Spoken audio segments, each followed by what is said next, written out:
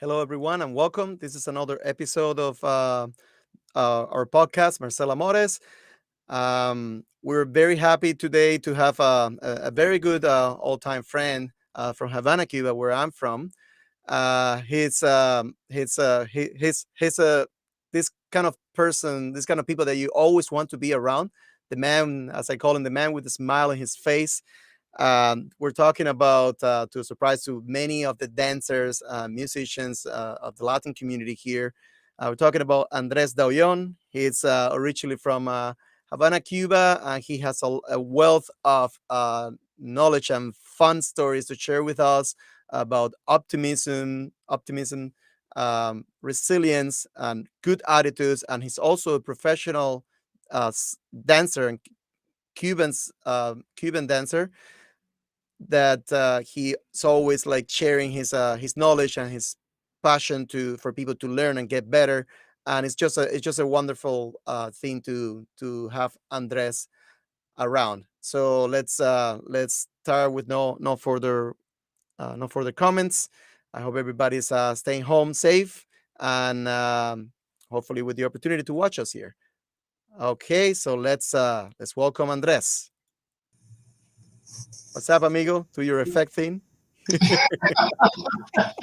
How You you like it? doing, man? That's fine. So again, I'm how you doing? I'm doing good. Thanks you for doing this in the afternoon because in the morning I was a little bit stuffy with the Yeah, allergy. what? Yeah, what's up? What's up with that? Everybody get freaked out these days with oh, Uh, I have allergies. When I was in Cuba, I was working in the Museum of Music, and uh-huh. we had to move the building. So we had to move the staff out of the building to another building because they Yeah, want that building was going to be in construction. So we start moving all the books, all books, music books, history books, and they'll dust it. So they are dust mite, dust mite. yeah. So at the time I didn't use my mask. So I was like a macho man, blah blah blah blah. And when I get here to Canada, I had allergies for dust mite. So I was always coughing and sneezing and well, I'm prepared today. Okay. Yeah, yeah. But but also I have my CPAP machine, so it helped me sleep. What's that about? The Sleep CPAP machine? machine, What is it? CPAP machine. So the CPAP machine is for people who snore. All right. Yeah. So Noisy snorers. yeah, everybody. But what happened when you snore? Sometimes people do. You will hear people saying doing. Yeah. And what happens is that you stop breathing. All right. So when you stop breathing, that's a heart disease, so you can die Yeah, you eventually. could. Yeah, you could. Oh wow, that's pretty. So how does that machine help you? So basically, it's a tube, it's a machine with water, like it's purified water or distilled water. There's a tube that Distilled water. goes to your nose air, and then it help you to breathe. Yeah. Well, awesome. Basically, what happens is if you open your mouth, the air goes through the air out of the mouth, and then you have to. It's uncomfortable that you have to shut your mouth, and then you go back to sleep, and the other person or your partner can sleep Can comfortably. and can you actually fall asleep with that machine and Oh, you have to get used. position? I remember that the first time I used it, because what happened that when you go to a snore shop, that's what the place I went. Wait, there's such places. There's a snort shop. Yeah, Come yeah, on. yeah. It's very expensive. This equipment is like a $2,000, $700, depends. Wow. Oh man, Uh, there's marketing for everything, right? Snort yeah, shop. That's yeah, yeah. I didn't know about it. I didn't know about it. So they say, well, you need a machine to help you sleep, so we can monitor your sleeping, and then we can prescribe, give it to your doctor, and then they can, follow up. So I did that for a week. I took the machine for a week. So it's like having a mask. And when you go to war and you have that long mask, the mask with the long thing. But this one is connected to the machine. The machine is connected to the wall because you need Mhm. and then it monitor your sleeping. If you woke up in the middle of the night, if you stop breathing, it register it. Interesting. Yeah, you mentioned. I think you mentioned that earlier that it monitors that you were 40 times, like you would have stopped breathing?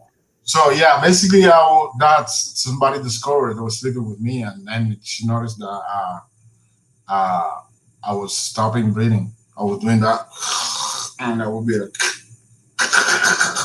and then come How does back. it does it send you like an electrical shock? Like, come on, No, wake up. Oh, no, no, you stop breathing. You stop breathing, right? And then your brain send the signal that hey, you have to breathe, and then you're like oh, you're like you have a nightmare or something, right? But you mhm. don't feel that because you're in a deep sleep, so you don't see yourself doing that. Yeah, I find myself sometimes scared. I mean, I snore sometimes, but I No, find it's I similar scare to myself like, oh, what's going on? yeah. So the movie Aliens, What's it called? Alien. Alien. Yeah, yeah. Yeah, so you see that scene Alien. when the alien goes to the face like that to the people, Uh and then huh. he put the eggs inside. Ah, yeah. So it feels like that because you put all the masses in your nose, right? And then Oh, dude. the stripe goes around your head, so you don't move it. Ah. That's not a good publicity for that product, man. People are gonna have nightmares.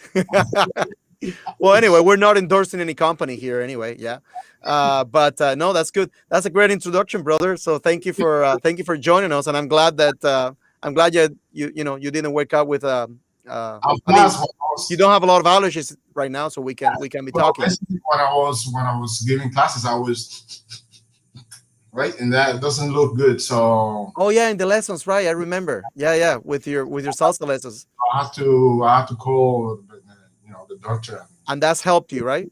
Yeah, yeah. Medicine has helped you. Awesome. That's good. Well, we're gonna get a little bit into more of your salsa lessons in a little later. Again, everybody, Andres Dauyon is from Cuba, but for the purpose of the podcast, which is mainstream in Canada, we're at this stage we're doing it in English. Hopefully, maybe as I was telling Lazaro uh, in the previous podcast, maybe in the future we can throw one in Spanish, but just to reach the maximum amount of people, we want to do it in English. And yes, we can speak English too.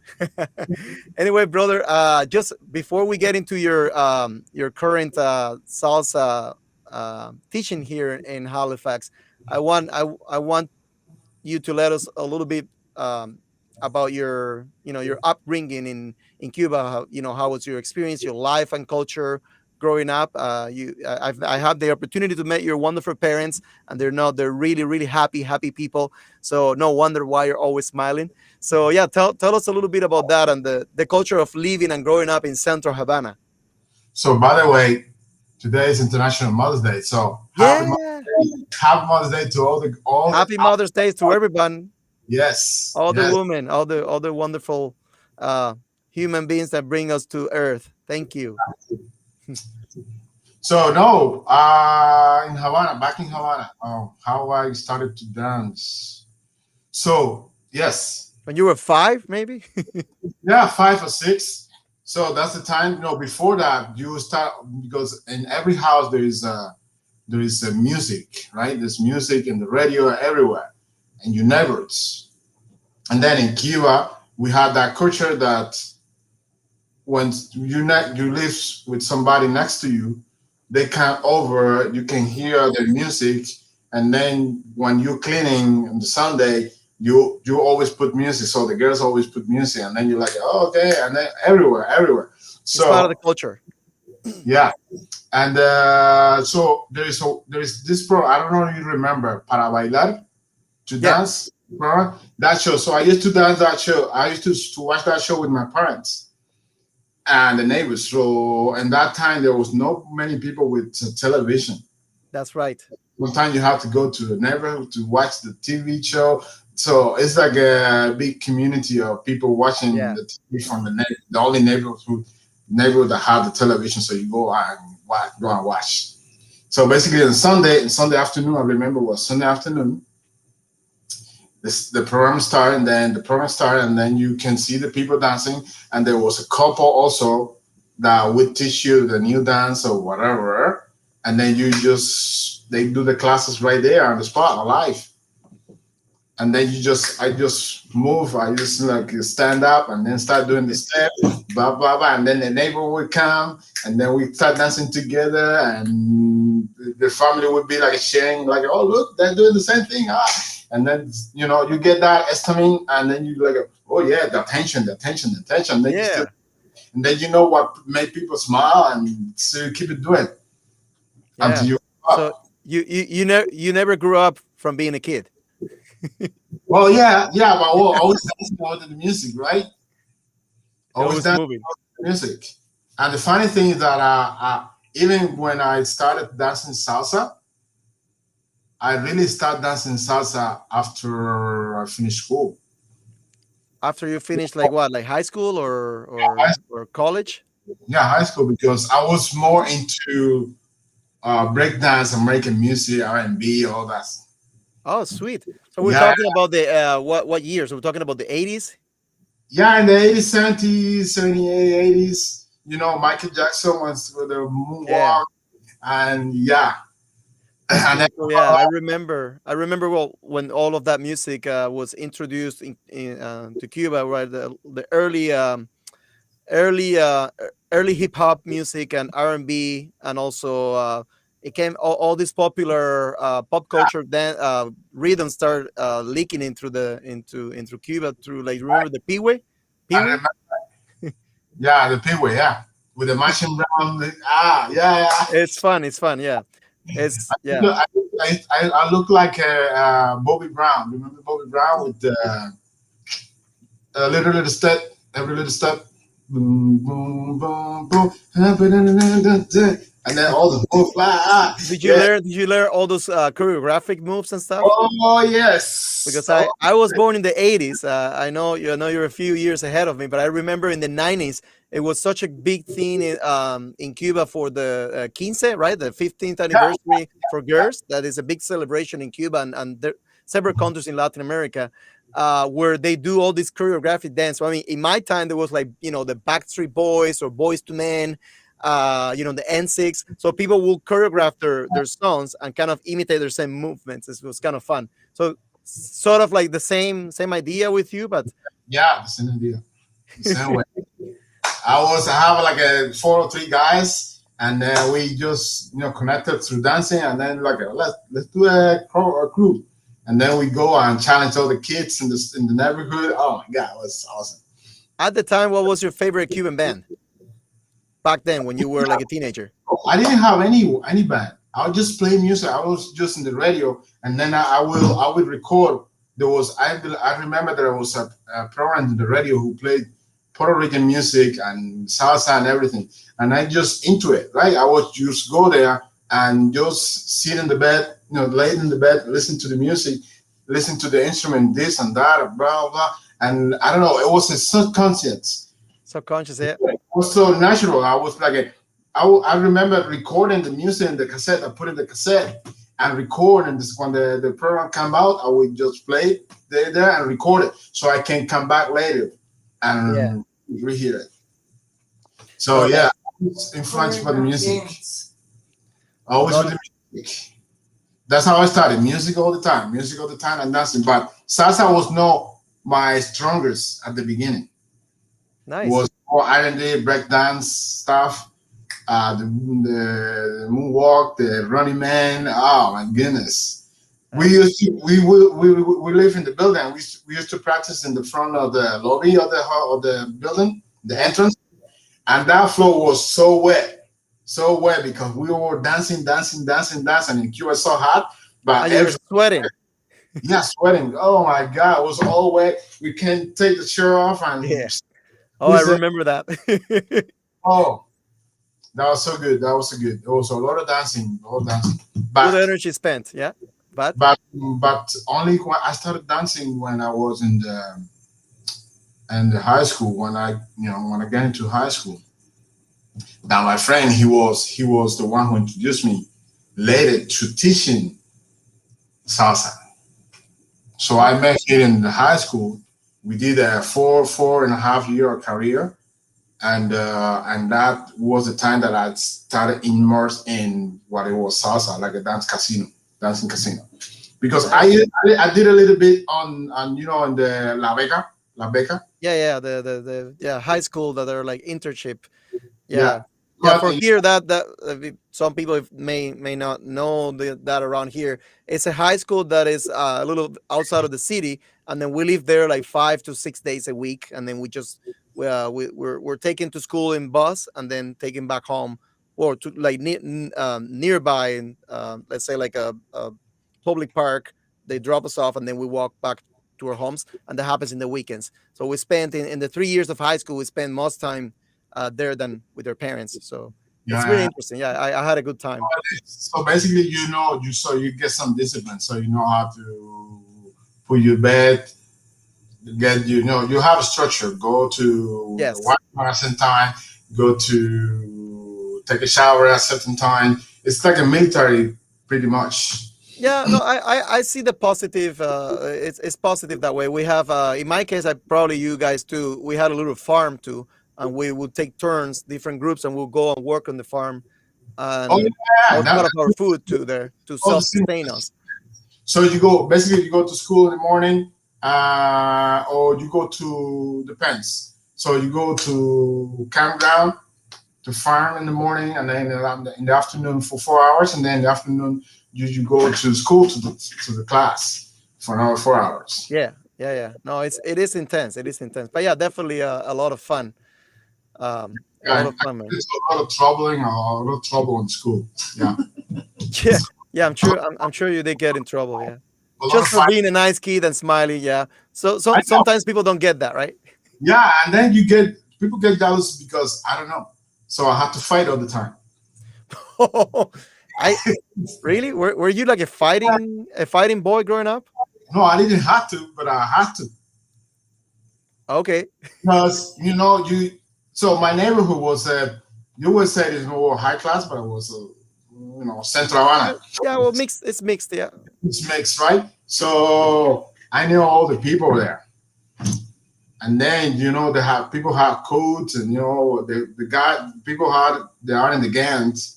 They watch you, and then they say, "Oh, this is a good kid." So maybe they don't, but they respect you, but they don't. Yeah, but they also acknowledge that you're from the neighborhood, so Yeah, they won't mess up with you. they know you. Sometimes they even protect you, right? If Yeah, you're in exactly. trouble, because they know you're a good kid, you belong to a good family. Your father is actually quite popular in the. Your father is a mathematician, right? Is a Yes. mathematic teacher, and he's Yeah. quite popular and well respected in the neighborhood. So much fun. I think you got the smile from him. It's a really good combination, the two of you. Yeah. Yeah. Yeah. My mom. I think my mom was one day and she said, "Oh my God, you look just like your father." Yeah, no, you I know. remember one of the years going to Cuba and visiting your parents, and I remember your dad was like had a student at home, and he was teaching him Yeah. math, Yeah. and it's fun to see. Even, Very, very dedicated. even after retire, look, it's money. Well, it's fun. Well, I'm pretty sure he's very sharp because he's continues to do that.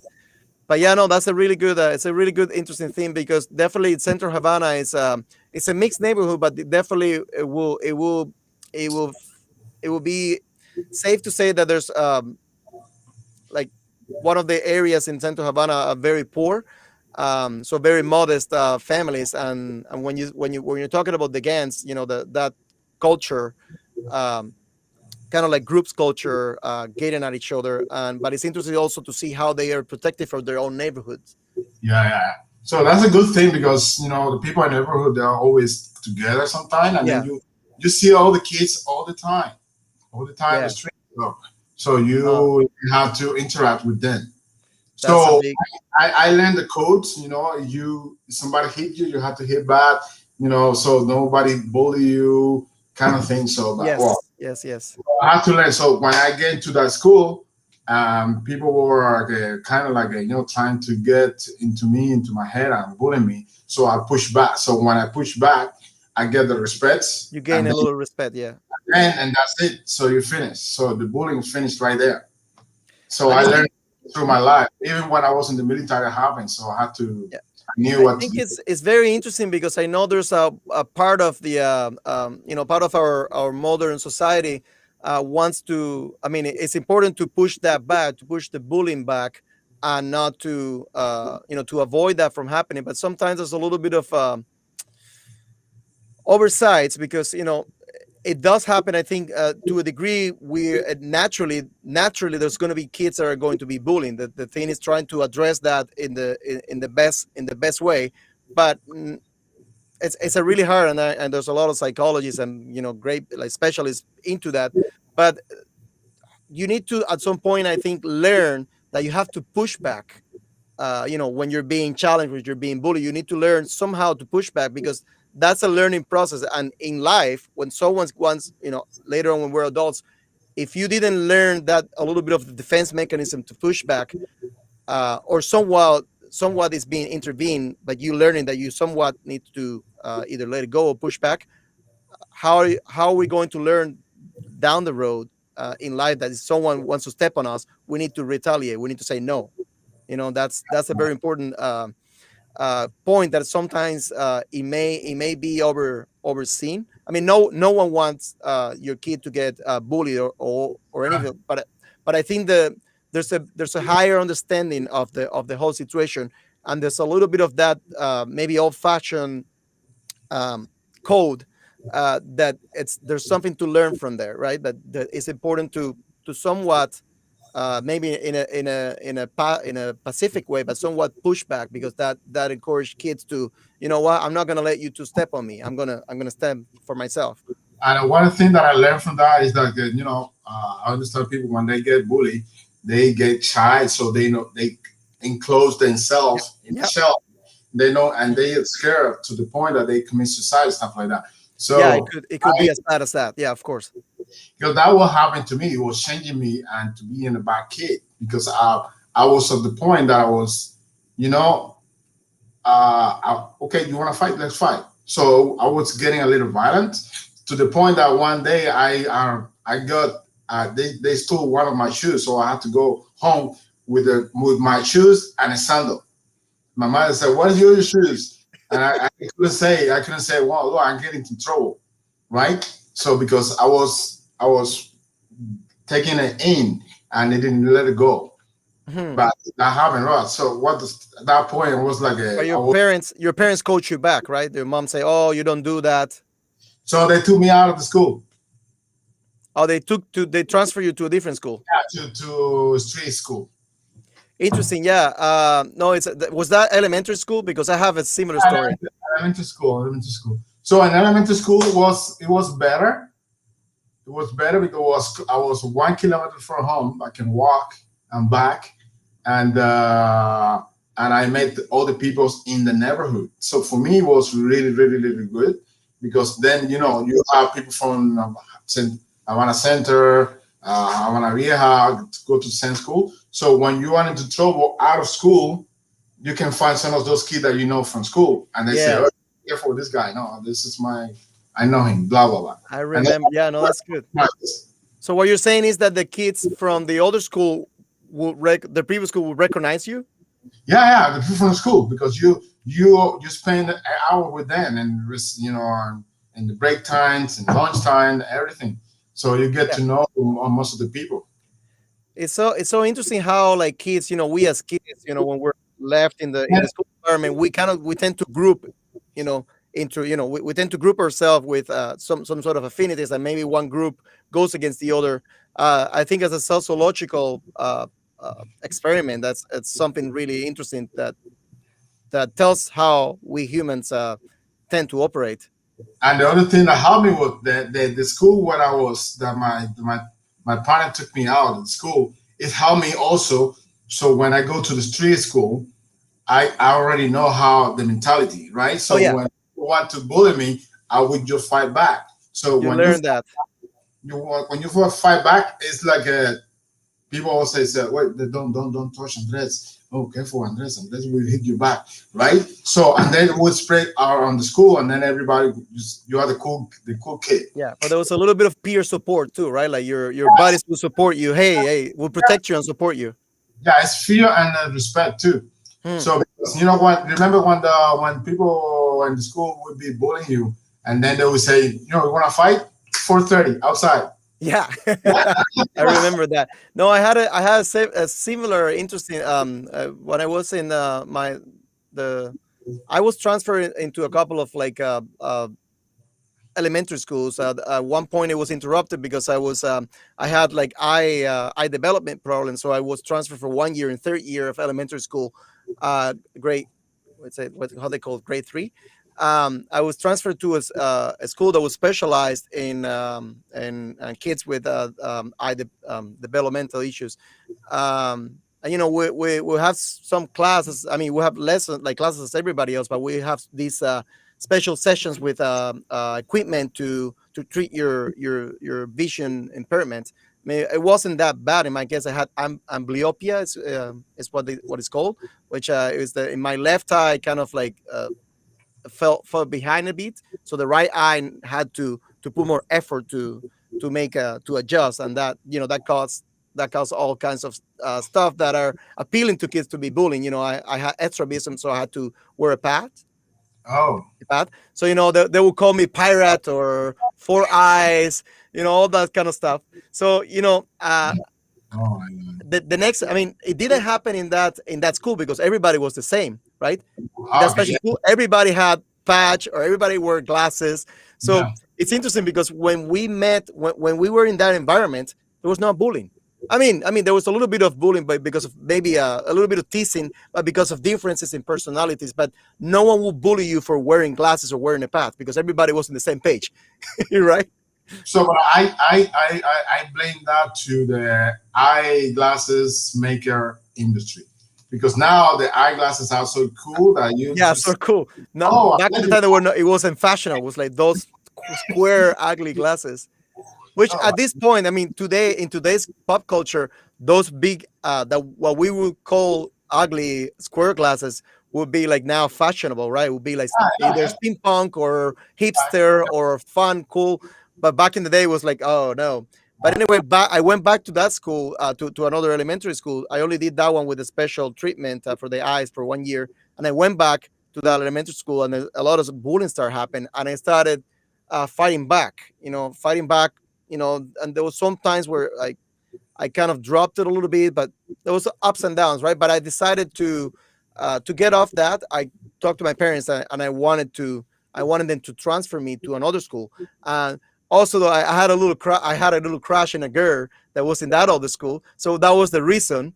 That was one of the reasons. At the end, it was funny because it never nothing ever happened, right? I never like even I was so shy that I never even like talk to her further than just being friends and stuff. Yeah, she was a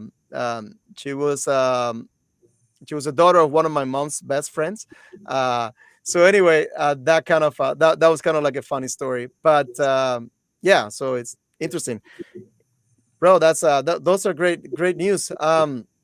So the 90s, right? Because you well, that was before. 90s was a Yeah, tough story for all Cubans, but especially in neighborhoods like in Central Havana, the special period, after the Soviet Union that supported Cuba at the time collapsed. There was a huge economical depression in Cuba, and we had to uh, become like life engineers to make to just to put enough food on the plate, right? yeah. Uh, So yeah, just tell us a story briefly about that, just before we move to Canada. Oh, okay. Wait, this is a long story. Okay, let's short it off. Short it off a little bit. So I finished elementary and high school, and then I selected a career as metallurgy in metallurgy. So I had to go. I had to go now instead of going 1 kilometer. I have to take the bus for 1 hour to go to Marianao. Hmm. So Playa, por el next to close to the tropical. Yeah. So that was the place where my school was located. So I had to take the bus. I never take the bus like for just to go visit some friends. But this time I had to take the bus daily. And at that time, you remember everybody was outside because the bus was so We're full. so You crowded. had, Yeah, crowded. you had to hand and you had to hand. So I did all that kind of craziness to go to school. it was fun, and It was, that yeah, it was fun, risky but fun. I mean, there's a lot, lots of adrenaline. I remember even my brother, man. My brother was part of a gang, like not a gang, but a group of bikers. yeah In the BMX. yeah yeah He was like do all kind of of like jumping and doing stuff. But yeah, they will hang on the back of the bus, yeah and then they will hand he will hand his leg to the next guy down in the BMX, and the guy will grab my brother's leg and will you know offer his yeah. leg back to the other. So they will do kind of like a train, like a chain, like one, like three, four times. I remember one time I was going down the hill with my mom, going from one place to another, and I I was walking down the hill, 31st Avenue, 31, right? Yeah. And there was a big bus that just drives by, and my brother sees us. I said, Marvin, hey. And then he's hanging, he's got one hand holding his buddy's leg, giving his leg to the next guy, and then he's only with the steering wheel. He only has one hand on, right? He release he lets the steering wheel go, and he say, "How you doing, brother?" Oh, Yeah, my mom was petrified. My mother was like, "Oh." Anyway, that was crazy, but nothing happened. He had so much control that. But anyway, yeah. those were like crazy, crazy, This is reality shows that were very little documented, right? But that was part of the reality, and well, for some people it was fun, but for some people it's sort of necessity to get from one place to the other. yeah, and then you have to take the bus, and then you have to squeeze. Oh man, yeah, yeah. You Uh, can't. We can't do that these days with COVID, right? Like the whole city will get infected. Like boom. Oh, that's crazy. uh, so I don't know how they're doing it now. Probably there's no buses. So then that's cool. I met this friend of mine. So we had the same class, and then he always was dancing. He was the dancer one. He used to go to competition for the culture house, Casa de la Cultura. Yeah. So he used to do all the dances stuff. And then sometimes we have music at school, and then I was because my thing was break dance and R&B music, but I still got it, but I was shy to dance. So he always pushed me, come on, let's go, and then I started to dance and to dance and to dance, and then the roll, the wheel start rolling until Nice. today. So and then I remember that I was one thing that I hit me the most was I was ending the career, the last year of the career, and we went to a campground, campismo, Yeah.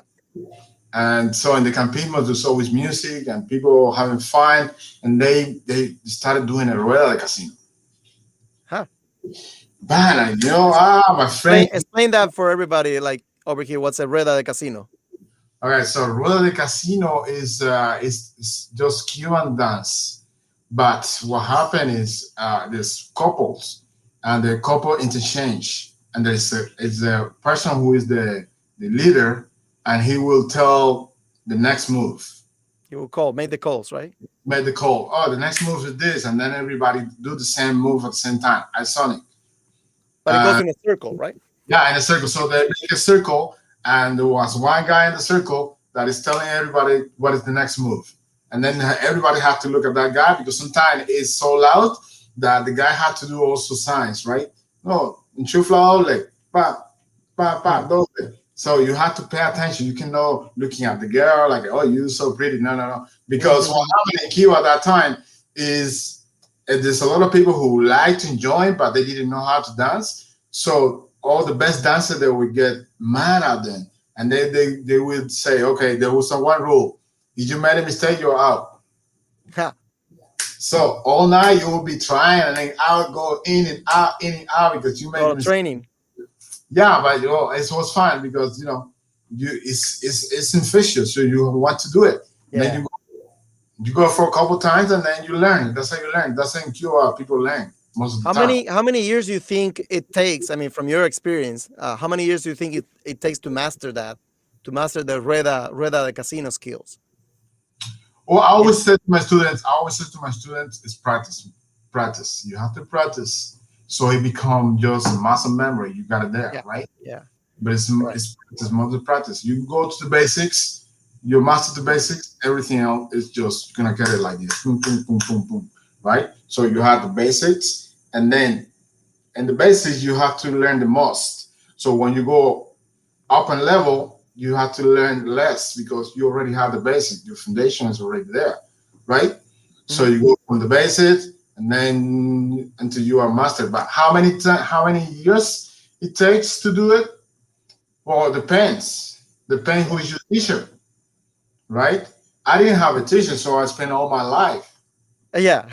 But Teacher, also depends on how much time you put into it. yeah. So my teacher was go to the party, go to all the parties, get partying, and watch your cousin that doing something stuff, right? But you have to be on the party. You have to be there watching. Yeah. So I remember that when I was a kid, I used to go to my uncle. It was he lived in La Viura. Yeah. It's a municipality in Havana. Yeah.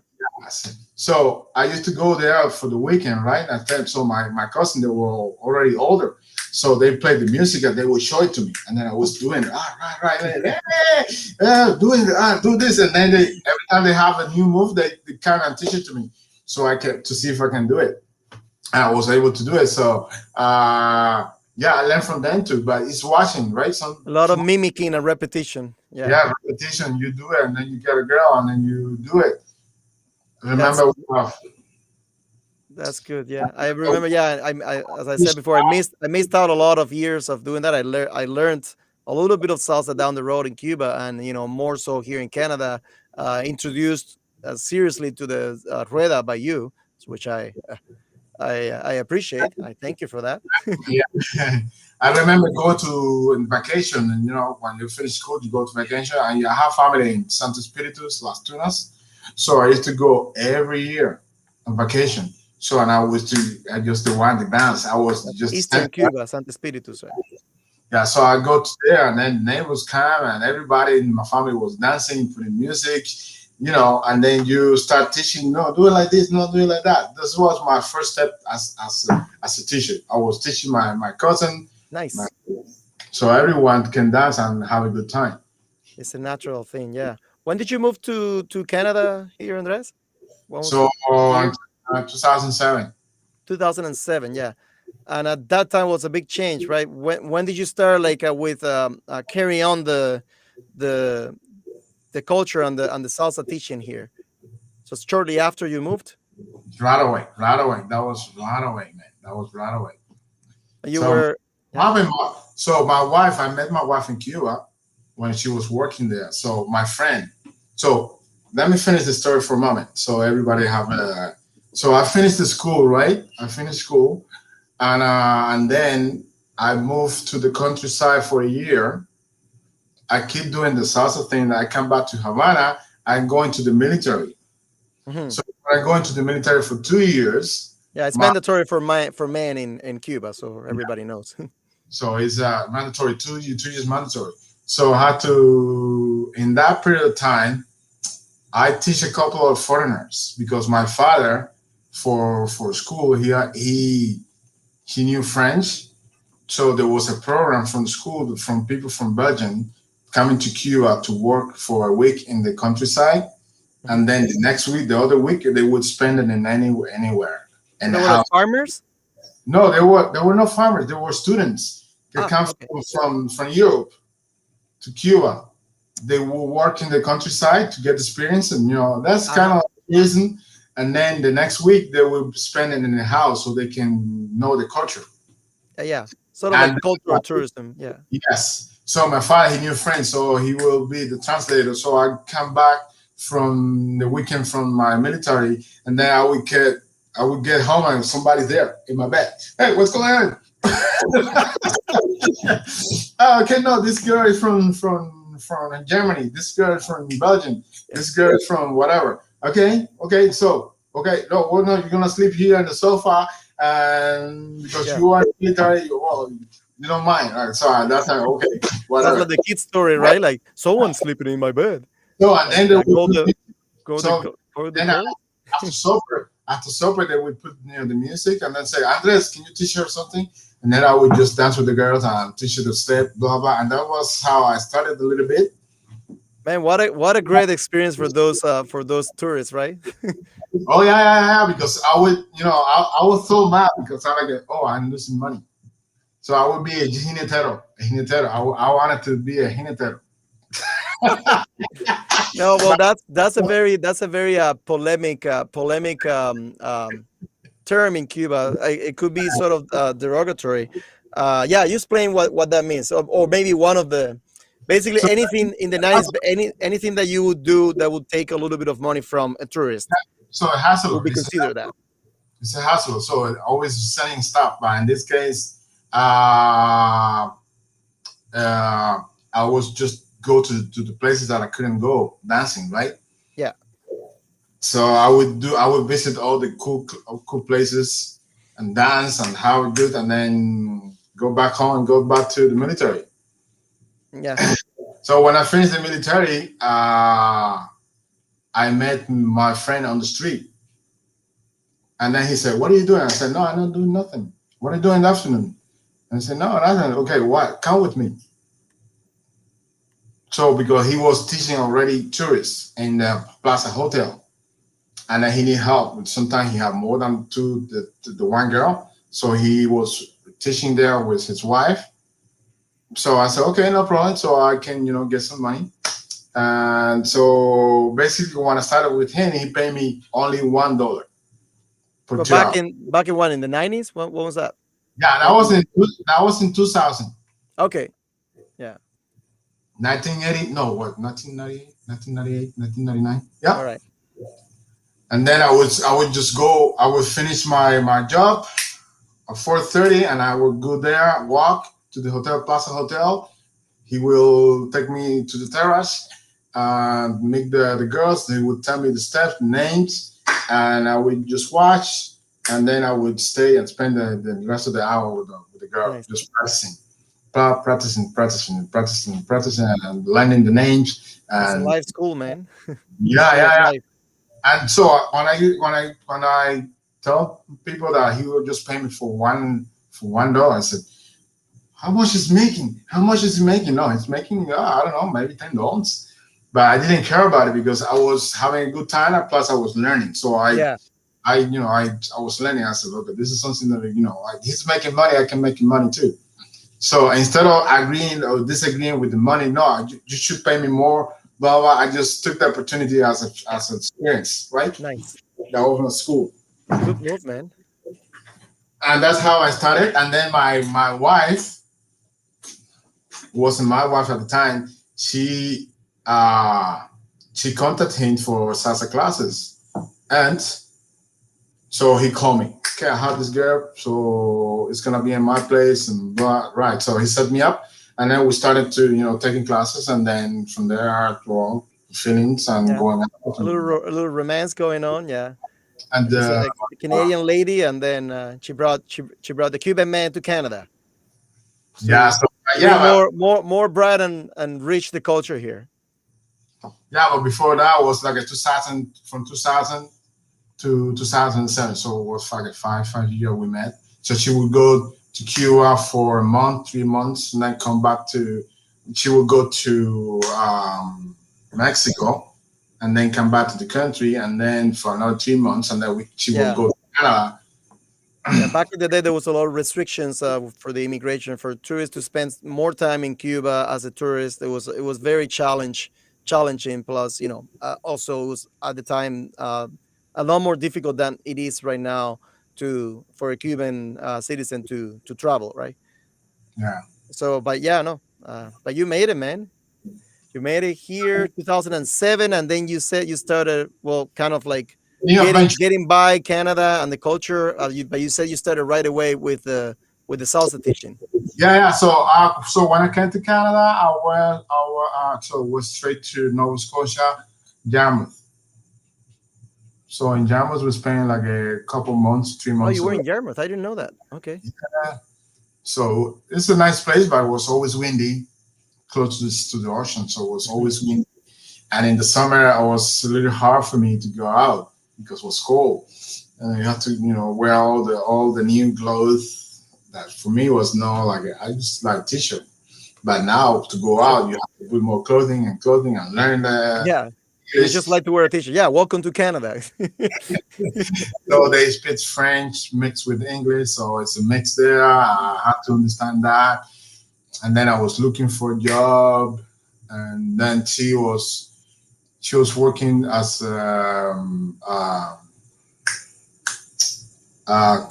counselor for immigrants. Mhm. That helps. So she knew a little bit of people. She connect me with the Connected you. library, and then through the library, everybody, well, what we're gonna do in the meantime? You looking for a job? So let's do some salsa classes. So we advertised salsa classes, and then we started with the small groups, the group.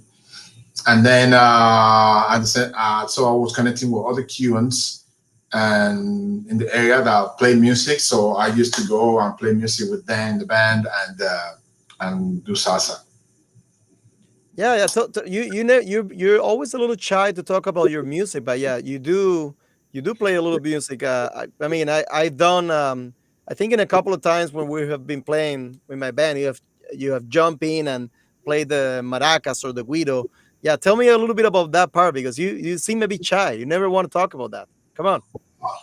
Well, the only way I learned how to play the bongo was in Cuba. There's in Santa Spiritus, my mom's hometown. I used to go there, and then there's a family in the back that they always do big parties. Like the party they make was like 2 days, so the whole weekend you go from Friday, Saturday, and then Sunday a little bit. But they still have music. I don't know how they do it, but they just play and then just go. And then when the player get tired, somebody replace them. And then you have two bongos, and then somebody's teaching you a little bit. So that's how I started a little bit to learn a bit, but it wasn't my strong. My strong was always dancing. Yeah. So when I got here, the guy who was he was playing here in Halifax for a while, and then he moved to Yarmouth, and he was playing so he liked music so much, and he was trying to get a musicians together to play. Was he like a Canadian guy or a Cuban Oh, guy? it's Cuban, it's Cuban, it's Cuban. So he called Is me that out. is that Michael? Yeah, Michael. Yeah, yeah. I haven't met him in person, but I've talked to him. Yeah. So cool guy. So he told me, come on here, and then he showed me kind of some patterns, boom, boom, boom, boom, boom, and then we started to play just for fun, just for fun. Every time we go there to get a meeting with the Cubans and the family, he played the guitar, he came with the guitar and the bongos, and we were playing and just for fun. And then for fun, it becomes something like, okay, we have a gig, we can do this. Nice. I didn't know that part, man. Kind of, yeah. We played couple times, not couple times, but we used to get together and perform and play. But my strongest always was myself, so I had my little group. Nice, man. No, but I think I've seen you with your beginners teaching approach when you have your class, which I here's what the deal was. I wanted to improve my skills in salsa dancing. I know a little bit of that, and I said, well, maybe Andres can use a little bit of help because I'm not at zero stage. I was probably rough, but good enough to good enough to improve the skills while helping you. So I said, here's Andres, I want to improve my skills. How about, because I have some knowledge and I can learn fast, how about I volunteer for you and I help you out? And that's how it started, right? And it was a Yep. great experience, I had to say, because I learned fast. I had a little bit of a base of salsa dancing, but also I always liked your approach of teaching the students with music that starts building with the instruments and Yeah. the rhythmic part of the instruments, the bongos and the guido, just to show people the rhythmic part of it.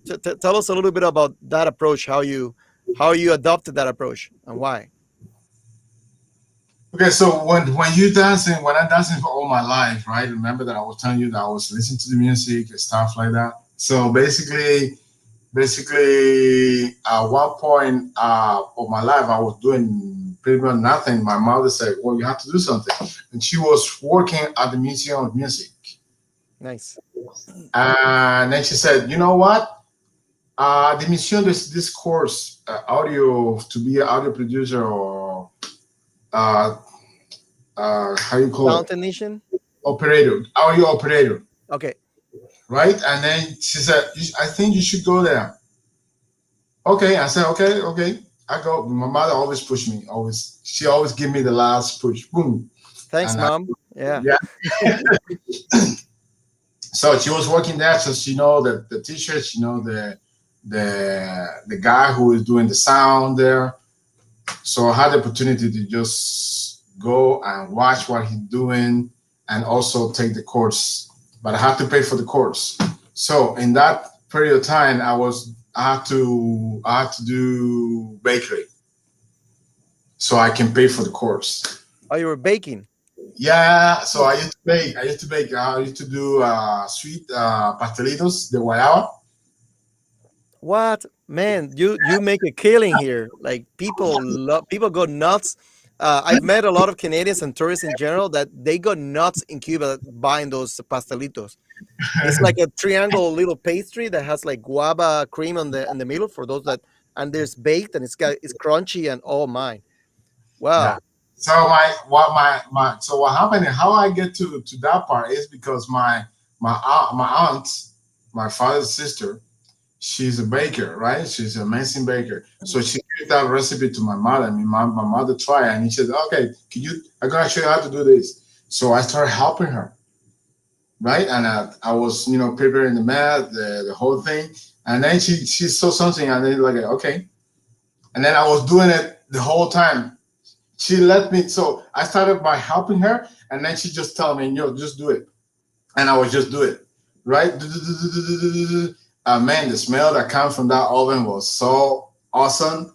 Ooh, that my neighbors would come to my place. "Hey, what do you have? Do you have some? Do you have Oh some?" yeah, no, the smell. You know, the smell of that is just is yeah, you can't you can't help it. You control it. So to pay for the course, I had to, I was not working, so I had to do something. So I do my pasteles at nighttime. I remember at nighttime, and then I would take it in the morning to the museum, and then I was making the money, right? Da da da. I would do it, and people like it. People said somehow people like it. People try it, and then they say, "Okay, give me another one." Andres, give me another one. Blah, blah, blah. And that's how I was starting to make the money to pay for the school for. Uh, And the school, when I started in the school, I would still continue doing the pastry for my colleagues your for the friends and school. colleagues, yeah. Right. So and then so I was making money there too while I was learning. So it was like right there, boom. I would come with a box like this, Nice. Then blah, get there, and as soon as like I will start at 9. We start at 9 a.m. and at 11 it's gone, all those are gone. yeah. Oh no, those are good. Yeah. And nobody makes them around here. So from the school, from the sound the sound operator school, how do you relate that to Because what happened, you have to learn how many instruments there is in the band. gotcha? Basically, that you will sit there and they will play a quarteto. Yeah, quartet, Four yeah. people, yeah, 4 people playing, and you need to guess which instruments they are playing, right? So you have to listen, and so you're training your ear to Yeah. see for the instruments. So because when you're gonna do a balancing in the sound checks, so you need to know exactly what is the level. Give me a little bass, give me high, right? So you have to learn its instruments setup in Yeah. in your console in your mixer. So the training was you stay there, you sit there, I play you this band, and you have to guess and tell me how many instruments and which instruments, right? So you're training your ear to listen to the instruments and how they sound. And Mhm. then when you go to the mixer, you're already familiar with the note, with the how the guitar plays. So you're gonna do this. You set it on your mixer, but the training is listening to the music. Cool. see which instrument. So I realized that the maracas always present in there, and no matter what you play, was the maraca there. If it's a trio, the maracas there always all the time. Hmm. It's a song, the maracas there. Chacha, the maracas there. The weed is there too. So that was the main key of the instrument. So when I came to Canada, that I started teaching, so I applied that knowledge, right? So for me, it took me a lot of years to learn that. So when people come here, come to me, they learn fast because I already give them. I always tell them that I learned the way I learned was like a LP, like a those this the black disc, Oh, the vinyls. the vinyls. Yeah, So I'm giving you an MP3 format, so it's all cooked. yeah. No, that's good. Yeah, no, because That's you why, really make emphasis in yeah, in the percussive instruments as a guide, as a guidance for the students to follow the steps. Is that how it works? yeah, it works all the time, all the time. So and then after that, they say, oh, they take the beat and they find the beat right away because Yeah. it's ear training. Yeah, I think it's very important, because Cuban music, salsa music in general, can be really busy. Yes, You got the bass, the guitars, you got horn sessions, you got keyboards, you got all kinds of percussive instruments like congas, bongos, guiro, maracas, pailas. Like I remember when I was a kid, still a kid, that I was going to the countryside, for dancing and stuff. I go to my cousin's family, my father's family, and then that's the time of NG La Banda. Remember NG La yeah, Banda when we started? oh yeah, So he come to me and say, Andre, I'm listening, come here, look at the band. This is from Havana. Cool. And I'm like, who are those guys? So I didn't know. I was not like, dude, this is NG La Banda. Blah, blah. But these are the first band that introduced the drum set into a salsa band. what? And Yeah, la banda? yeah. Wait a second. What happened with Bamban? No, Bamba was later, but they all had the timbales. Ah, okay. So and la banda was the first one to introduce They the drum introduced, kit. yeah, the drum kit, Ah, man, I didn't know that one. Huh. right? So that was in the 80s, 80. So I was a kid. Oh yeah, right. You're right because Van Van had the timbales first, the pilas, and then he evolved. The timbales. Changuito evolved into the mixed drum kit with the pilas. Yeah, that's why they call it the timba at that point, Huh. using that set, the drum set. So Sweet. it was sort of like a little more R&B kind of like boom. Yeah, Bam. yeah, funky. Yeah, they took influences of R&B and funky. That's pretty neat. Yes. So that was the first band I introduced it, and then everybody introduced it after that because it was busy. So that's the difference between a Puerto Rican band and a Cuban band is the set of drum because they use it a lot. So it's clear, it's more clear when you play with just the timbale. It's not that busy, so you have that clean sound. But when you incorporate the rock, the set of drum, it will be louder. It's more intense, and that's what you're looking in the dancer. That big, that and that adrenaline in your veins, Yeah. like Yes. A go lot of energy. right. No, it's really good to see the elements of because obviously Cuba was also influenced by funk music, by rock music, Yeah, R&B, so jazz, all of those influences that kind of it's so neat how to see how that blended into the popular Cuban music, and yeah, it's and, there.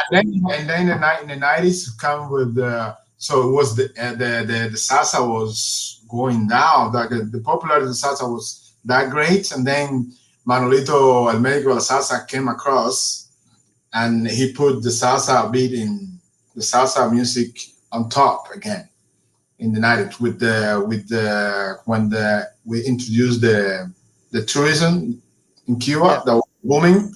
So that's they needed the places to pack and to be packed. And so Manolito Mexico Sasa was the guy who was up front of the in the line front of the front line of for the timba. timba sound. Interesting. No, no, he did revolution. He did introduce a lot of, yeah. It was very, very energetic.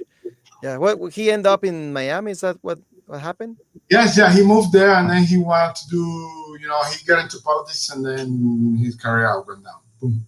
Yeah, no, it's tough. I have many friends that are also artists in Miami, and some of them, I'm quoting them because I've never been. They call Miami the kind of like the cemetery of the artists because there's no apparently there's not much support for Cuban artists. This is what some people call it. I'm not sure if it has been their experience or the biased, but yeah, it's very challenging. I guess it's very challenging to succeed as a Cuban musician um, in Miami. No, only the people who left Cuba when they were kids are available to make a career of the music there. Yeah, like Willie Chirino and. Yeah, It's turned out to be really successful. Anyway, the life of a musician is always tough, right?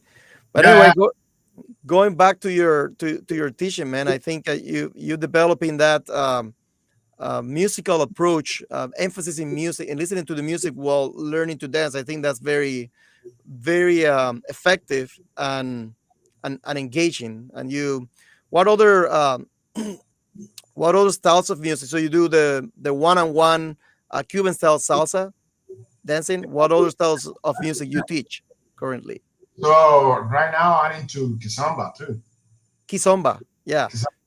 A lot of people. It's a very popular now in North America. But tell us a little bit about the briefly about kizomba for everybody to know about. Kizomba is mean party. So it's from Angola, from Africa, Angola.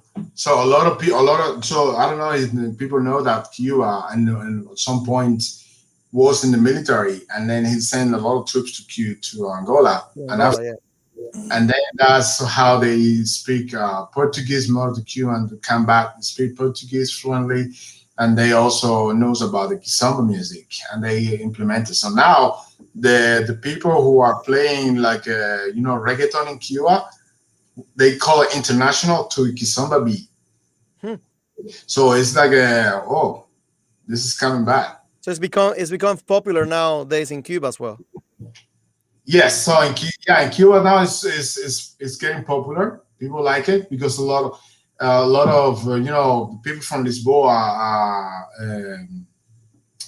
Spain, France, they are really into kizomba dance now, and is over there is all you dance. You go to dance, salsa is in the second, kizomba is in the first. Interesting, and it's a Yeah. very sensual dance, right? Well, it looks sensual. Depends on what they have. The kind of like a rhythms from different part of the Caribbean, like Cabo Verde, and they have some different dance. They have compa from Haiti too. So there's a mix. They mix all them, and then something they depends on the music. You moving more a little more sexy, more Hmm. sensual, but it's a really complicated dance because the guys take control over the girl, and the girl had Take the to lead in the dance. Yeah. follow the lead and read mentally, like they have to be connected, both of them, in the dance floor. There's no room for I'm gonna look at that. Like in salsa, you can do this and look at whatever, right? It's all but in kizomba, because you have to be connected, you have to pay attention to your partner's body movement, Hmm. right? You go, it's like a mirror. So you dancing with your shadow. Could be a little bit of the idea of tango, maybe Yeah, the it's kind of, concept. they call it the African tango. Oh, interesting. Didn't know that. Yeah, Yeah. because half all like the people from France, they have the style is called urban kiss, and they take all the tricks from tango and incorporate it into the samba. Oh, Yeah, yeah, yeah. interesting. So So cool people, how the so dances evolve. yeah, Yeah. so they cannot dance tango because tango is more structure. Yeah. The music is different, right? So kizomba music is more R&B type mixed with the samba. No Interesting. samba, it's samba. Same. Okay. Interesting. Not the Yeah, Brazilian samba, but the uh, Angolan samba. Yeah. Angolans. Okay, wow, didn't know that, man.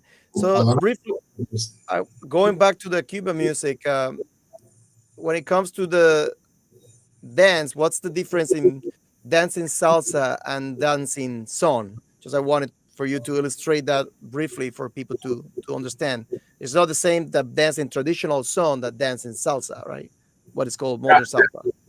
So basically, the son is more the traditional son is with the secteto or quarteto. So it depends on the band who's playing. A six-piece And band or a four-piece band. yes, and is I call it this is the dance for people who don't know how to dance because What? it's not on beat. It's not on beat. Oh, it's So they so offbeat. when we count in when you count in salsa, you count 1, 2, 3, 5, 6, 7, right? So 1, 2, 3 is the step that you do. 4 is a pause. So it's a transition of weight from one leg to another. And then you start again with 5, 6, 7.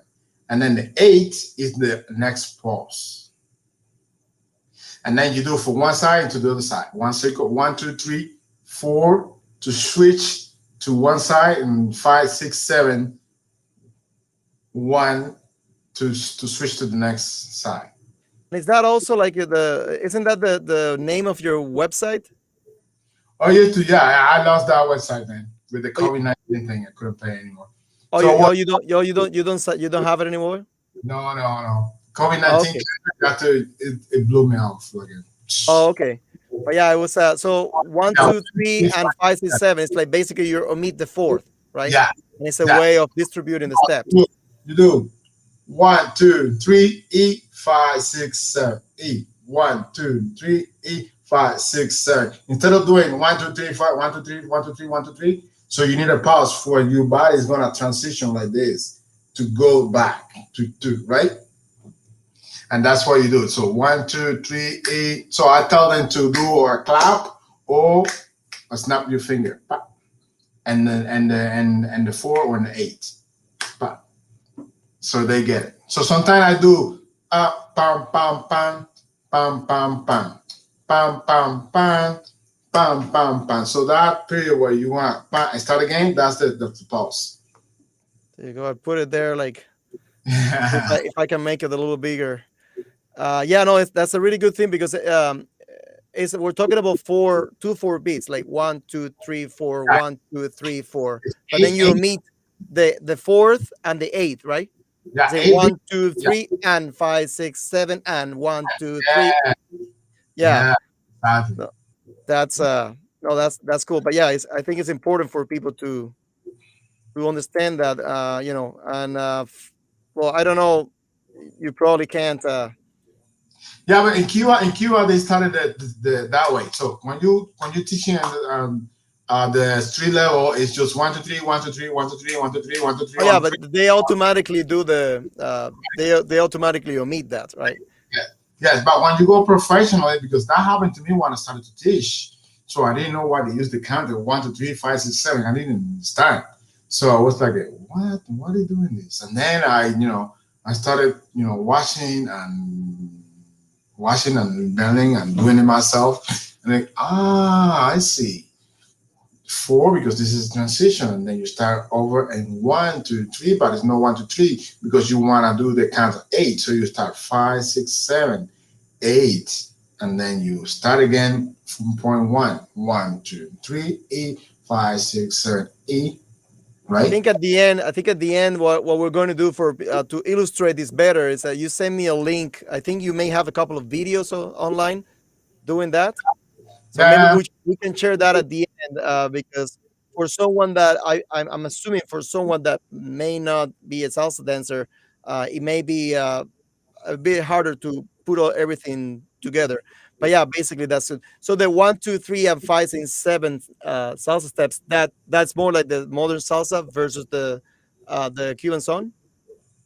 yes, because instead of 1, 2, 3, right?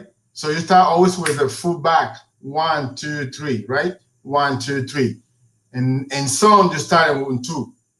Ah, yeah, it's But off beat. And two is no back. It's gonna be on the side. Two, five. 1, 2, 3, 4, 5, 6, 7, 8. 1, 2, 3, 4, 5, 6, 7, Interesting. Yeah.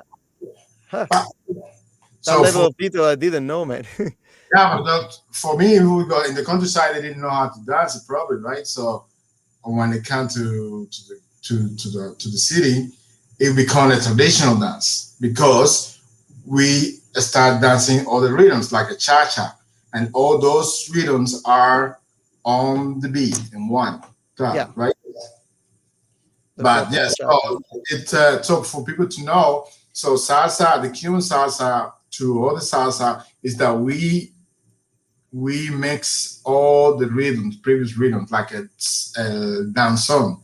That was the first time when the couple get together in the dance, like an embrace. Before was with the hand to hand here, remember, like the French style, where they go around. So it's the same way that, the same concept, but they go and rhythm, and then the music was so slow, and then you can talk and flow with the girl next to you, and Is that and what style you said?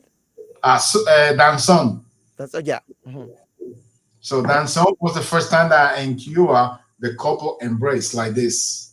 That And what before were the influences? What were the French, predecessors of danzón?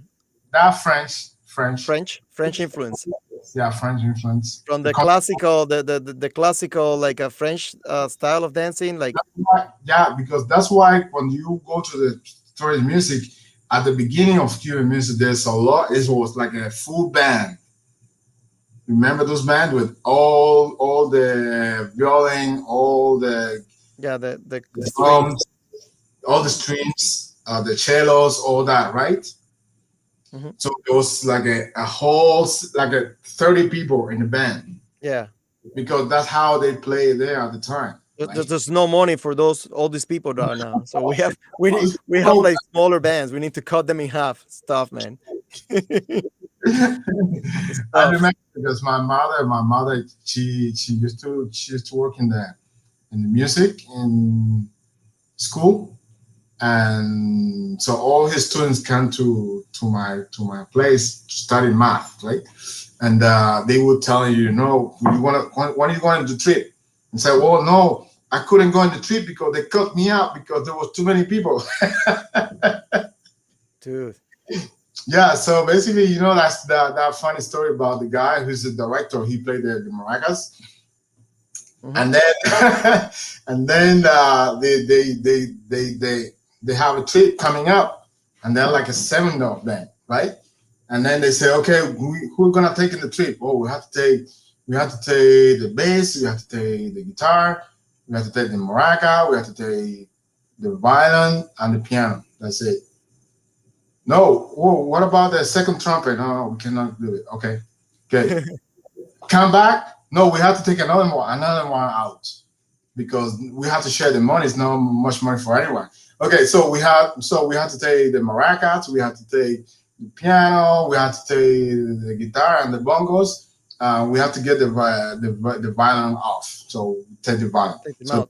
we got who the violin. So they left the violin off, and then they say, okay, come back the next day. They say, oh, we have to take another one.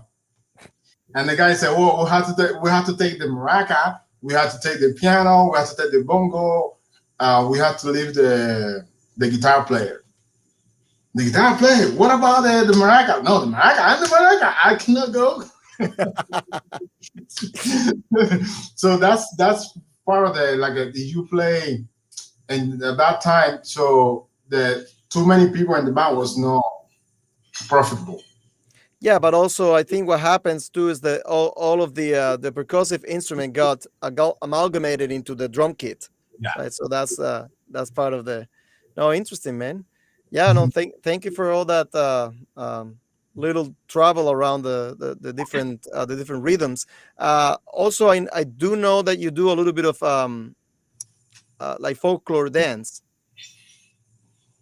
For Is that Christmas, part of yeah, like Afro-Cuban folklore dance, like rumba and stuff? well, that's what I introduced. Like, so it's Roomba, but that's a little steps. I don't go that deep into it because I'm not. Even if my culture is more African, I was not raised in the African culture of doing kind of rumba. So I was Uh, not, and I was not grow up in a solar. you In a, didn't. Okay, yeah. Well, with the you mean with the rituals to the Santos? And yes. okay, it So yeah. I was my grandmother. She was not a believer. She's a spiritist. She's like a curandera. Ah, Yeah. So interesting. we never went to the Yoruba side So she and, went. Sorry, go ahead. until later in life when my sister was sick, and then we had to go find a way. So I kind of believed, and then we have a family that practice the Yoruba, and so my mother was more the believer, and my sister, yeah. So my sister used to be really sick. The doctor didn't know what she got, and then we had to find a help somewhere, right? You have to believe in something. And then so they went to the Yoruba ward, and my sister is had two kids, married, have a life, never sick again. I don't know.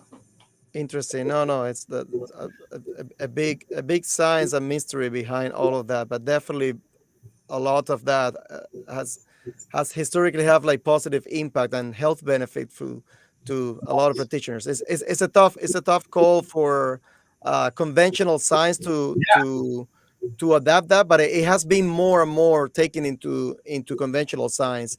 The curanderismo, like all sort of like alternative medicines such as yoga or spiritual healing, all of that. So it's a thing now. It's finally after years that there's some there's adopting a lot of adopting that into our health care practice. It's that itself is not another podcast. That's another like documentary or movie just to. But yeah, it's interesting too. So your Yeah, mom did some curanderismo, some like medicinal yeah. Well, herbal, medicinal work. herbal, yeah, herbal. So I remember one story really quick. I was so I was a teenager, and I have fungus in my feet. You have what? Sorry. Fungus. Okay. So here in between the In fingers. between, yeah. Yeah, and then it goes through the whole my whole feet. Finish my jar of water. Okay, cool. I have a drink here. Oh, salud. uh, so so it took my the plant of my feet, and I have my skin off Yeah, at one point. feeling off. So oh my god, it was so hurt. But so I had to like wait for a week, and everybody come to my place, and they always tell me, no, put this one, no, put this, put this, put this, put this, put this. I spent 3 months on pain because that fungus, right? And I remember I used to go just like that. I used to go to the party, man, in the weekends with my friends, and then after the party is gone, the pain is coming, and in Oh, the boss and that boss, I was like on pain. I was like, oh, I with all just the dancing, imagine. yeah, because I wanted to dance, no matter what fungus or anything. I would just want to run, and then I would get a little dry, and then go to the party, and then screw out again. My feet was like, so my grandmother said, okay, I'm gonna take Andres to with me. So and then she took me to the countryside, and then you know what she did with what with the guava leaf. Guava leaves. Okay. So guava leaf, she put it in a boil pan, and that water she put it in the bucket, and I would put my feet in there, and that's how I got cured with the fungus, man. Wow. Dry until today. So in a few days you No, were no, few stopped. days. It was day by day, like in a week, 1 week and a half. Boom, boom. Wow. I was dry. No pains, nothing. I was just go, go, go. She always tell, go, go, abatabia. Yeah. Abatabia, dale. That's well. That's no. That's amazing, man. I didn't know that about your mama. That's good. Yeah, my grandmother, 90 years old. Oh, your grandma. Oh, it's okay. Yeah. Your grandma. That's good. Wow. That's been Great journey, man. Lastly, I think I wanted to. We were talking earlier about your current job, your current position, and how you have moved a little bit. Everybody, unfortunately, it's really hard to make a living out of arts, of music, dancing, and painting, and all I have kinds to of stuff. stop everything. I have to stop everything for COVID-19. Yeah. Yeah, with COVID, of course. But yeah. Recently, in your most current job, you're doing something really, really interesting and important for our the current pandemic. It's just briefly because I find that really interesting. Explain us what you're doing. So this is a private lab.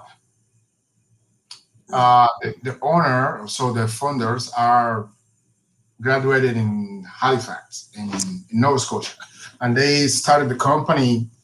It's called MedMeta. MedMeta for medical, and Meta for medical. Oh, interesting. Okay. And so what they do is they start doing it vertical flow testing, rapid tests, antibody rapid tests. They started with for HIV, hepatitis B, C, and now they are trying to incorporate the COVID-19 test into their portfolio. Really cool. Very good. So So you. basically, if this when this tech come out, so it will help people to get the test result in like 5 minutes. Oh, wow. Yeah, Wow. that's I fine. like to read about. I like to read about that technology. But then part of your work is has to do with ensembling the different parts. Or how does it work? So this research team, what they do, there's like a three part for this. There's the three main components for this test. So you have the cap where all the solution is gonna be where you're gonna get the results. Then you have the membranes. The membrane is a printed membrane where the result shows up, and then you have a solution. The solution is gonna have a reaction, a chemical reaction that will when you get in contact with your blood. The sample, eh? It's a Yeah, sample of blood or a sample of skin or I mean or saliva. blood Will be a test. blood test. Okay.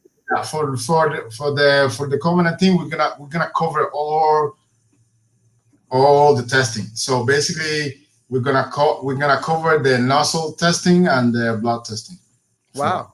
antibody testing.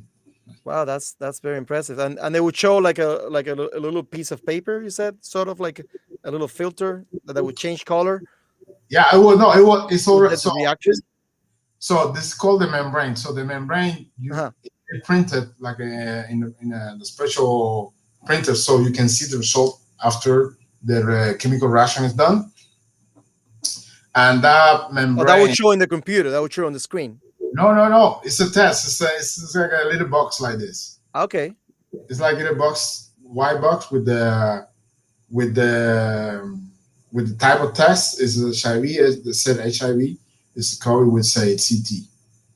So when they print it, I don't know how they print it, so it's a technology, right? And you can see the result. It's like the so people understand it's like a pregnancy test. The pregnancy test, yeah. That you see the positive if it does the cross is positive or Yes, so wow. the pregnancy test. Man, that's so cool.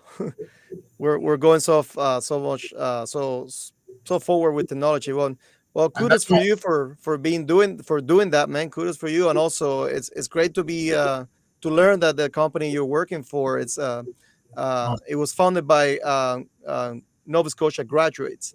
yeah, That's good. That definitely makes it more. Hopefully, makes it more like local and more supportive of our economy. Thank you for yeah, doing that, man. no problem. It's my pleasure. That's good. Well, so This is the company who saved my life with the CPAC machine. with the oh, they provided that for you. Yeah, Oh man, that's good. Well, kudos for them, man. yeah. Yeah, It's going to be. that's really nice. Yeah, that's yeah. It may give you nightmares sometimes, right? Yeah. But that's nice.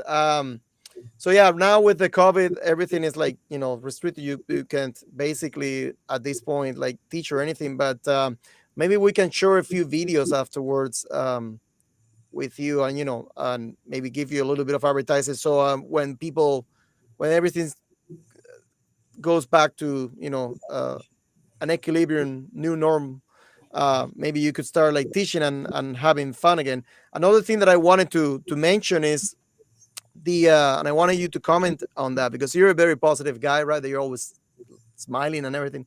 Is the importance of challenge yourself into, let's say, going in the adventure of learning a new dance like salsa that is challenging, and how would that be how would it have a positive impact on the person, right? On the self-esteem, on boosting the levels of energy or boosting the confidence. How can you share a story that you can tell us of a student or a couple of students that have improved, in general because of the salsa dancing? Is that something you can relate to? Yeah, so the most positive impact that you have is when the student can go back to Cuba and be able to dance with people there. And when they come back, say, Andres, it was amazing. I like it. I love it. It's good. Let's keep going.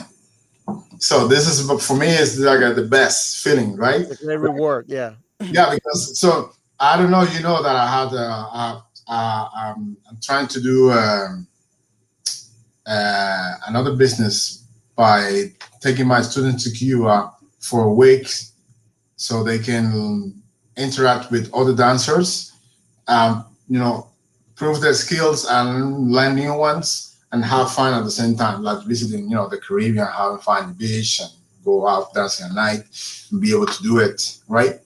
Without hesitancies or without scare to dance. So that's my new project. It's called the Havana Dance Experience. Nice, man. So That's we mhm. did it in 2019 and 2020 we couldn't because COVID-19 started, but we are ready. So when the COVID-19 is gone and set up, we come back to Cuba That's with good. And Havana Dance what's Experience. the name of that project? Havana Dance Experience. Havana with a V, like. Yeah, because everybody say Havana, right? So even is Havana, Havana. So you spell it in Spanish with a B, No, or you spell I it do the the English way? English way.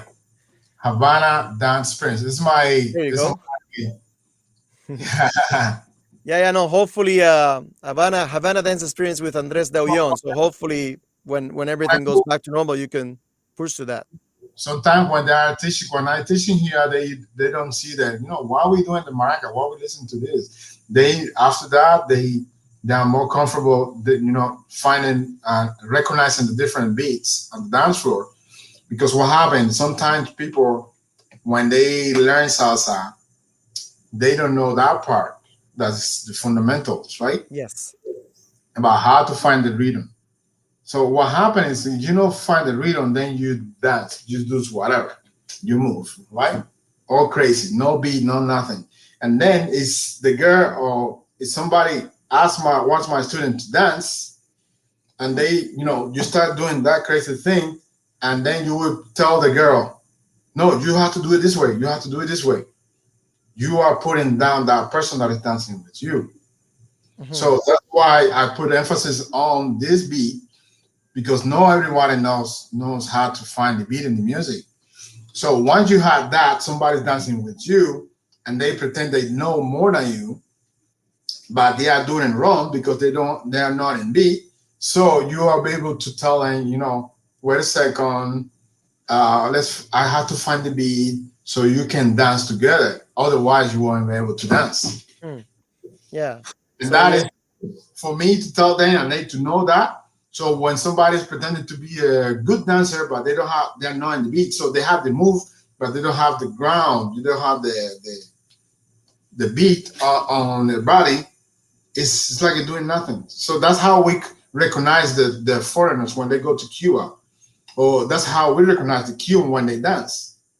Yeah, because they follow the beat. Yeah. Yeah, they follow the beat, and then the style too, right? All the flooring, all the movement, all the shoulder moves. Yeah. It's so fluently like you recognize who is Cuban when you dance in casino. Instead of Right. when you dance salsa, you cannot recognize anyone. Well, plus all the flawlessness of Cuba, yeah, it's embedded with all the experience and the culture. It's amazing. I do have to say, sometimes I've met foreign people that dance like really good. I mean, non-Cubans or not even Latinos that they dance really really good. They really got the. I have story. I have story. I have story. So when I was teaching in Cuba, there is four women from Germany, Eastern Germany, Berlin. So they come to the class on the first day. So we are church, so we had to find some other men to dance. So I had this friend of mine, and he was a professional dancer, so he knows more than I do. And so we go there on the room, and we started dancing, and I started doing dancing to test right the level, and said, "What the hell are you doing here? What do you want to learn?" Because they already know everything. That Wow. was also impressive from Germany. Oh my Yeah, goodness. yeah. I met a German guy many years ago in Cuba that yeah he would dance really really good. He kept going to Cuba and just to extend his stay in Cuba, he would take. My mom used to be teaching like this. She used to teach this Spanish course for tourists, and he had no problem like speaking fairly well Spanish, but he will always fail the test. So he would not pass, and so he could extend his stay and Oh, retake the same course again. Right? It was kind of like a joke, but yeah, a little trick to stay longer in Cuba. It was funny. to get more time. Yeah, that was hilarious.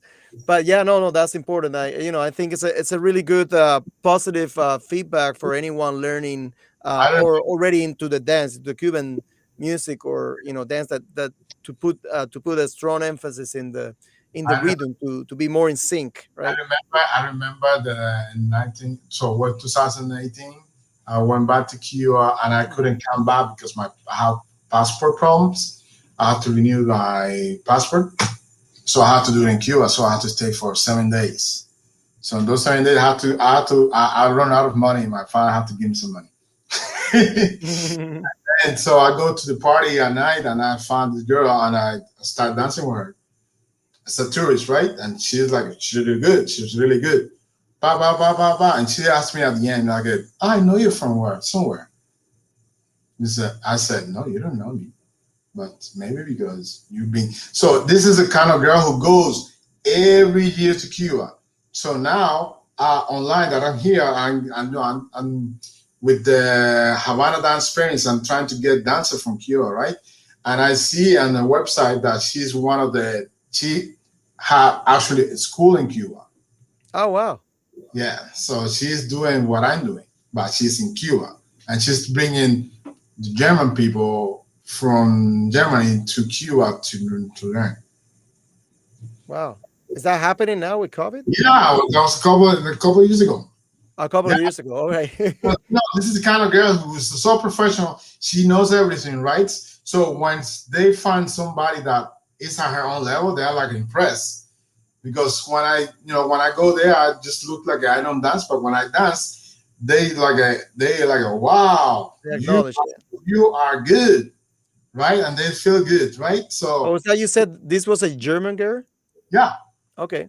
So now I'm doing my research to find my to get in contact with my dancers in Cuba, and I see that so one of them, and I see her, and I go, oh, I recognize this woman, and they're like, oh, I dance with her because no, they go to places so people when they go to Cuba to dance, they go to Cuba to dance. If they find a Cuban that doesn't know how to dance, you're out. Yeah, yeah. No, the stairs are high. The stakes are You high. are a dance Cuban with a Cuban who's gonna shake me out. Right on, brother. Well, thank you so much for all this time this afternoon. I think we spent a little over an hour and a half talking. Wow. Where I know everything stopped not right now, but when it comes to finding more uh, about you and your teaching, maybe you're coming up with some sort of like I don't know online workship that everybody's doing. Are you working something like that? So I'm just trying to get a program. So put it together a program for beginners, Yeah. and then I'm gonna start doing online classes on YouTube. Nice, nice, nice. Where can people find you if they're interested in learning that? Because a really good exercise that anybody around here have access to the technology. Through either to meet with you through like live or through a YouTube. It's just like it's a great way to exercise inside the home plus having fun. And I do have to say to everybody listening that or watching the program that Andres is this kind of guy, this kind of instructor that he makes it really, really easy to grasp. It makes it really easy and make you feel really comfortable. So that's a really important quality, I think. Not to, I mean, everybody has different teaching approaches. I find that I personally like the confidence that you give to students to feel comfortable and to feel that it's okay not to know, it's okay to make mistakes, and you learn at your own pace, and that's totally fine. And I think that humble approach is very important to make the student feel comfortable and confident. Yeah, yeah, because you know what happened? You know what happened? How I learned how to control me on myself through my father. So my father's a teacher in university, so and he's really tough for the students. So I remember when I was a child, and he took me to the university, and he introduced me to the students. Or the student, he would met some student, and they would say, this is your kid." Yeah. Oh, okay. So your father is really tough with us. So then I will like they was almost like a scare him, right? So Uh-huh. I so when I teaching people, I don't like to be fear. To I want to calm them down, get the comfort that they need, Hmm. right? The more you're open to learning, it's better. So if you are like an enclosure, you don't pay attention, you don't Yeah, know, you don't. So you you're too you self-conscious of what's going in the surroundings to you think. you'll be like, no, look at here, look at there, look at here. They're gonna see me what I'm doing. I said, no, it's okay. You do it here, you can do it over here. How You would you recommend to the people? How would you recommend? What would you say to the people that feel a little scared or shy to learn because they're self conscious about? They say they have two left feet. That's what. Okay, yeah, but that's a joke. Come on, that doesn't help. Yeah, yeah. So they come to me and say, I have two left feet. I say, okay, we're gonna. I'm a surgeon, so I'm gonna do a transplant. So I'm gonna do the surgery in your feet. So we're gonna make it right. Yeah, that's I don't know if that's a transferable joke, but yeah, when we saying in Spanish in Cuba, you have like two left feet means that it will be really weird to walk Yeah, with two left feet. It means that your dancing skills are not very good. But yeah, obviously Andres makes that as a joke. But yeah, in the real life but is a very relaxing experience. they say that to me sometime when I'm gonna get. But they do. Yeah, they say, oh, they scared to dance, right? Because they Oh see, wait oh, a minute, is that something that they use that's saying that's something that they commonly use here too? yeah, they tell me like when I go hospital, Huh. they say, I know I have 2 feet, I have two left feet. Like, okay, I'll fix you. I'm the doctor for that. So I'm the right doctor for that. I'm gonna fix you. I'm gonna, yeah. So that's my good. The dance therapy. Yes. So and then I just it's always start with the simple thing Yeah, and yeah. build the confidence from there. So it's not like when you start dancing with somebody, because what the problem is that people want to start dancing and they know a lot of steps, they go to the dance floor and they start doing all that kind of crazy to girls, to people who doesn't know, people that are in the first level, and that's a mistake. So when you're dancing with somebody, you have to figure out the first couple 30 seconds of the music. You know if the person is qualified for those complicated turns that you already know, right? And Hmm. that's what I use. So when I dance with somebody for the first time, I just go slow and just go with the rhythm, so that to make them comfortable, to see their level, to feel that the confident grade, and then I was talking like, "Oh, you're just doing just fine.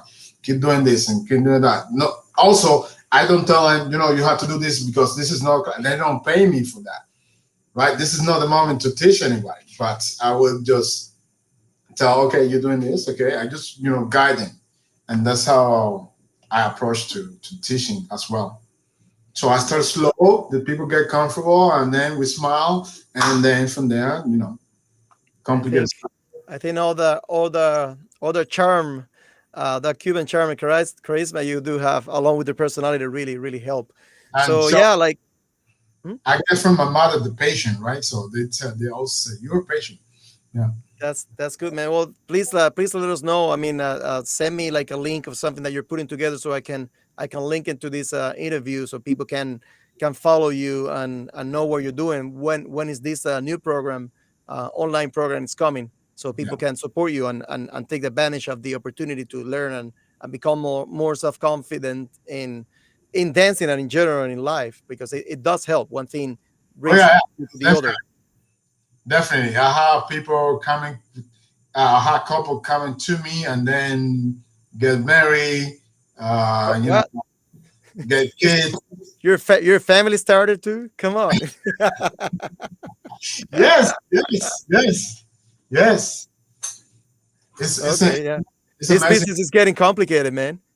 Oh no, the couple that I recently came to me is a young couple. Um, he, when they did a recently last year, a couple of years ago, they opened the street in Argyle and they do the salsa thing. So they went there, and the guy, he's Dominican, he asked this girl to dance, and she said yes. And then from that point, he introducing her to me. So now she is taking classes with me, and then everything is moving so quick for them that they're already dancing together, and they bought a house. They're gonna get married in They June. evolve. Well, So there you go. they say, okay, Andres, you have to be there. Improve your life with salsa dancing with Andres Dauyon. How about that? So that, yeah, they're happy both of them, right? This is like I never saw it gonna happen, but all surprise, surprise, surprise life. Really. That's good, man. Right on. Well, Andres, my brother, thank you so much, my man, to Pleasure. accept being interviewed in the program today. We learned a lot of interesting things. I recommend everybody to share the show and watch it and share with your friends. And yeah, this is Andres Dauyon, a great friend from Havana, Cuba, a professional Cuban salsa style teacher and instructor. So please keep out. Andres is going to send me some links. You can find it on Facebook by Andres Dauyon, and you can follow his YouTube channels as well. Thank you, my man. Thank you so much for being with us today. Right on. Ron, nice to see you, man. Thank you, brother. And that was everything for today, guys. Thank you so much for joining. Again, we had Andres Dauyon, my friend from Havana, Cuba. Stay tuned for more episodes and of the podcast with more interesting artists, musicians, scientists, and more. And yeah, follow up Andres on his social media and YouTube channels. It's going to be releasing beginners salsa dance program soon. It's going to be online and yeah, thank you. Please subscribe to the channel, Marcela Mores, and stay tuned for more. Thank you so much. Cheers. Stay safe.